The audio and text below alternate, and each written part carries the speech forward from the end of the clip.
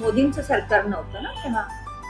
मग त्याच्यामुळे बोलायची पूर्ण मुभा होती लोकांना, संपूर्ण मुभा होती. काही पण खरी डेमोक्रेसी होती हो काँग्रेसच्या काळात. वा वा वा वा, अगदी कोणीही काहीही बोलू शकायचं. म्हणून त्यावेळेला स्वार्थी राजकारणी आणि या मुलांवर जरुरीपेक्षा जास्त दबाव टाकणारे त्यांचे पालक आणि या मुलांची मन कमजोर राहू देणारे त्यांचे पालक आणि शिक्षक कोण आहे? पहा समजा मगच करा पहाल तरच वाचा पहाल तरच वाचा. नमस्कार. खूप दिवसांनी मी राजकीय विषयावर आणि सामाजिक विषयावर बोलण्याकरता प्रत्यक्ष तुमच्या समोर आलेली आहे. आणि याचं कारण एकच आहे की त्या काळामध्ये जेव्हा सगळा गदारोळ होता तेव्हा खूप लोक बोलत होते, चालू होतं, काही काही चालू होतं. पण त्यावेळेला माझ्यासारख्याने बोलायचं काहीच काम नव्हतं, कारण मला आत्ता कुठचाही राजकीय अनालिसिस करायचा नाहीये. मला आत्ता कोणावरही टीका सोडायच्या नाहीये. मला कुठच्याही परिस्थितीचा म्हणाल तर राजकीय दृष्टीने आढावा घ्यायचा नाहीये. मात्र या सगळ्यामध्ये जे लोक बळी पडले त्यांचं काय झालं याबद्दल मी नक्कीच प्रश्न विचारण्याकरता इथे आलेली आहे. जी 21-22 कोवळी पोरं त्यांनी आपले जीव घालवले या सगळ्या प्रकारात, त्यांच्या मृत्यूला कारणीभूत कोण? मोदी? धर्मेंद्र प्रधान? का या मुलांना अशा चुकीच्या पद्धतीने अशा आंदोलनात खेचणारे स्वार्थी राजकारणी आणि या मुलांवर जरुरीपेक्षा जास्त दबाव टाकणारे त्यांचे पालक आणि या मुलांची मन कमजोर राहू देणारे त्यांचे पालक आणि शिक्षक कोण आहे जबाबदार? विचार करा. ती मुलं स्वतः तर नक्कीच नाही, ती एवढी कोवळी होती मुलं. त्यांना काय कळत होतं? काही नाही. अर्थात काही कळत नव्हतं असा मी दावा पण करू नये, कारण जे दुसरा एक पक्ष जिथे प्रोफेशनली टेररिस्ट तयार केले जातात, इथे त्या मुलांना बोलायला यायला लागतं ना, तेव्हापासून त्यांना सांगितलं जातं अल्लाह के लिए कुर्बानी दोगे तो जन्नत में जगह मिलेगी, जन्नत की हूर नसीब होगी. जन्नत बघितलीये कोणी? कसली हूर बघितलीये? पण हे मेले तर ह्यांच्या आई वडिलांना हुरहुर लागते ती गोष्ट वेगळी. पण नाही, असं शिकवलं जातं आणि मग ती पोरं काय वाटेल ते करून जातात. हे ब्रेन वॉशिंग केलं जातं. आणि याच प्रकाराने बऱ्याच वेळेला या मुलांचं तुला हे कमावलं पाहिजे, तुला ही डिग्री मिळवली पाहिजे, तुला याव केलं पाहिजे, तुला त्याव केलं पाहिजे, हे सगळं सांगून सांगून सांगून त्याच्या पेरेंटनी त्यांचं ब्रेन वॉशिंग केलेलं असतं. आणि 1 वर्ष फुकट गेलं तर आयुष्यातला खूप मोठा पल्ला निघून जाईल वगैरे वगैरे वगैरे या गोष्टी बोलून पुन्हा एक मोठं ब्रेन वॉशिंग होतं. आत्ता मध्ये मला एक डॉक्टर भेटला तर माझ्याकडे शिकण्याकरता रेकी वगैरे शिकण्याकरता आलेल्यांपैकी एक जण होता. तो सांगत होता. तो आता डॉक्टर होऊनही त्याला 10-12 वर्ष झाली. तो सांगत होता की आमच्या वेळेला यूपीमध्ये आत्ताची जी नीट एक्झाम आहे ना, तशीच त्यावेळेला काहीतरी एक्झाम होती आणि त्या परीक्षेचा निकाल तब्बल 1 वर्षांनी लागला होता. पेपर लीक झाले नव्हते, पण रिझल्टच आला. 1 वर्षांनी रिझल्ट आला. त्याच्यामुळे आमचं 1 वर्ष वाया गेलं होतं. हे त्या डॉक्टरनी मला नुकतंच सांगितलं.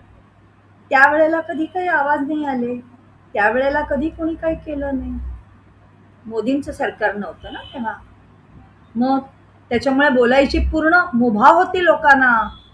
संपूर्ण मुभा होती. काही पण खरी डेमोक्रेसी होती हो काँग्रेसच्या काळात. वा वा वा वा.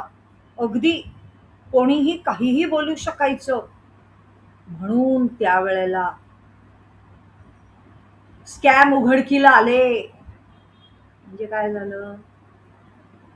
स्कॅम उघडकीला आला, त्याच्यावरती बातम्या यायला लागल्या आणि मग कुठेतरी बॉम्ब ब्लास्ट झाला. मग बातम्यांचा रोख तिकडे वळला. स्ट्रॅटेजी. 1993 मधले मुंबईतले बॉम्ब हल्ले आठवते आणि हर्षद मेहता आठवतं. हर्षद मेहताची मॅटर समोर यायला लागली होती आणि ती दाबण्याकरता म्हणूनच ते बॉम्ब हल्ले झाले. आणि त्यावेळच्या माननीय मुख्यमंत्र्यांचं भाषण टीव्हीवरती जे आलं होतं ते आठवतंय. जर कोणाकडे रेकॉर्डिंग असेल तर ऐकून पहा.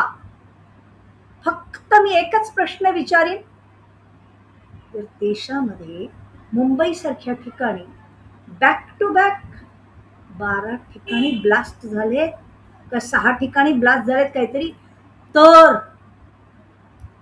हा मुख्यमंत्री त्याच्याबद्दल जेव्हा बोलतो तेव्हा तो घशातून बोलेल का पोटातून बोलेल?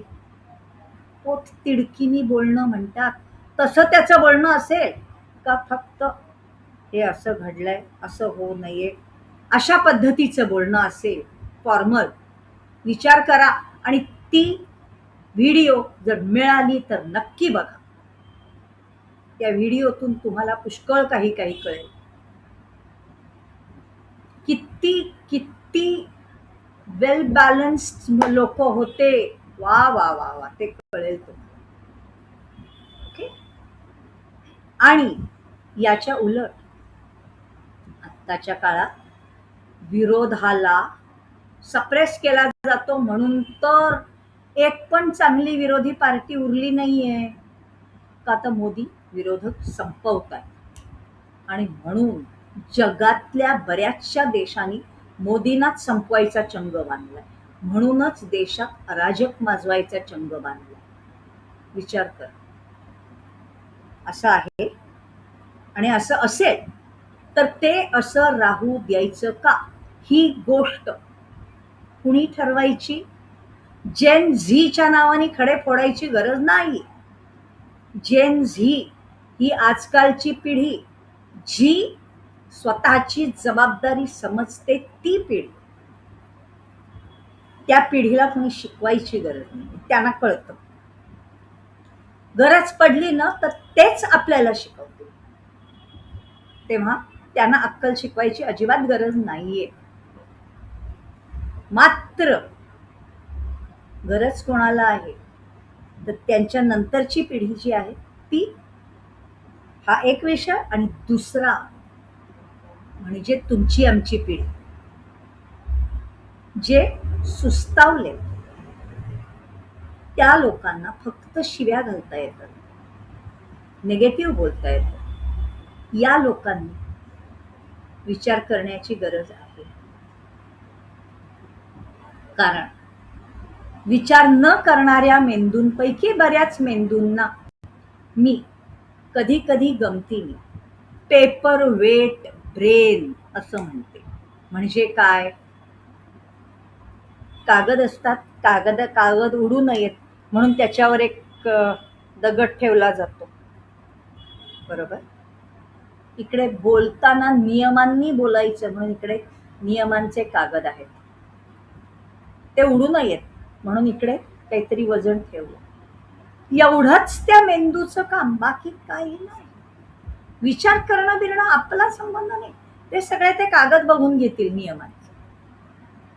ही वृत्ती असणारी माणसं, त्यांनी स्वतःला माणूस म्हणावं का हाडामासाचा रोबो म्हणावं? अरे रोबो पण तुमच्यापेक्षा जास्त चांगल्या पद्धतीने विचार करतील हो आजकालचे. म्हणजे म्हणायचं नाही, पण आता आपण AI आलेलं आहे. AIच्या मदतीने बऱ्याचशा गोष्टी समजावून घेतो आणि AI पण कधी कधी आपल्याला गाढवासारखी उत्तरं देतो. त्यावेळेला जर का तुम्ही वैतागून म्हटलं, अरे बाबा तुला गाढव म्हणणं हा गाढवाचा अपमान होईल, तेवढी पण अक्कल नाहीये तुला, तर तो बिचारा नतमस्तक झाल्यासारखा उत्तर देतो, आपण बरोबर बोललात, मला जितकं सांगितलं जातं तेवढीच माहिती गोळा करून मी बोलू शकतो, या पलीकडे मला माझी स्वतःची बुद्धी नाही. हे असली उत्तर AI कडून तुम्हाला येते. मग मला म्हणायचंय की अशा पद्धतीने वागणारी माणसं अशी आहोत का आपण, का बुद्धी असणारी आहोत? तर बुद्धी असणारी माणसं आहोत असं जर आपलं मत असेल तर आपलं जबाबदारी आहे. किती 22 जीव गेले या सगळ्या आंदोलनात, पण याच्यानंतर मात्र कुठचीही कोवळे जीव अशा प्रकारच्या आंदोलनात जायला नको असतील तर स्वतः नुसती बुद्धिमत्ता नव्हे तर भावनिक बुद्धिमत्ता, सामाजिक बुद्धिमत्ता, नात्यांची बुद्धिमत्ता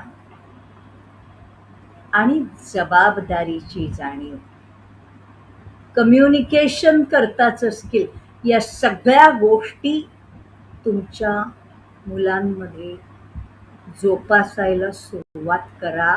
आणि त्या मुलांमध्ये त्या यायला हव्या असतील तर आधी स्वतःमध्ये आणा. एवढंच.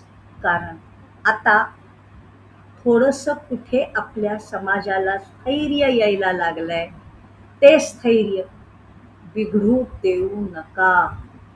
स्थैर्य बिघडायला लावणारे भरपूर लोक आहेत. आपण कृपा करूया, कृपा करूया, आपल्या समाजाचं स्थैर्य आणि समाजाची एकी राहू द्यावी. मला असं म्हणायचं नाही की हिंदू, मुस्लिम, शिख, ईसाई सगळे, हो आपण सगळे एकत्र आहोत. अमुक एक धर्म, तमुक एक धर्म, हे माझं म्हणणंच नाहीये. उलट मी म्हणते की हिंदू हा तर धर्मच नव्हता कधी, हा तर सनातन धर्म आहे. आणि सनातन धर्म म्हणजे पिढ्यानपिढ्या चालत आलेला धर्म हा एवढा मोठा आहे की ज्याचाच भाग म्हणजे मुस्लिम, ख्रिश्चन, ज्यू, सिख सगळे याच धर्माचे भाग आहे. जसे आपल्या शरीराचे या हाताची हे बोट, हे बोट, हे बोट, हे अवयव आहेत, पण हे सगळे या हाताचा भाग आहे. त्याचप्रमाणे सनातन धर्माचे हे सगळे भाग आहेत. ही गोष्ट जर आपण मान्य करून राहिलो तर काहीही बिघडत नाहीये. कारण तेच तसं झालं पाहिजे. एक एकटा विश्वधर्म हा असला पाहिजे, तर आणि तरच अशा प्रकारच्या मूर्खपणामुळे होणाऱ्या मारामाऱ्या थांबतील. विचार करा याच्यावर. खूप वेळ बोलले, पण माझं बोलणं आवडलं असेल तर नक्की लाईक करा, शेअर करा, तुमच्या कमेंट्स द्या. आणि हो, चॅनल सबस्क्राईब केला तर जेव्हा जेव्हा मी अशी ऑनलाईन येईन तेव्हा तुम्हाला भेटू शकेल. 15 ऑगस्टला पण येणार आहे, हा by the way, me online. तेव्हा ते लक्ष ठेवा, म्हणजे कळेल. ओके, धन्यवाद.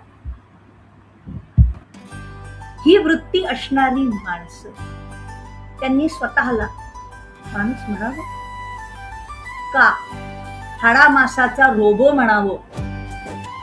अरे रोबो पण तुमच्यापेक्षा जास्त चांगल्या पद्धतीने विचार करतील हो आजकालचे.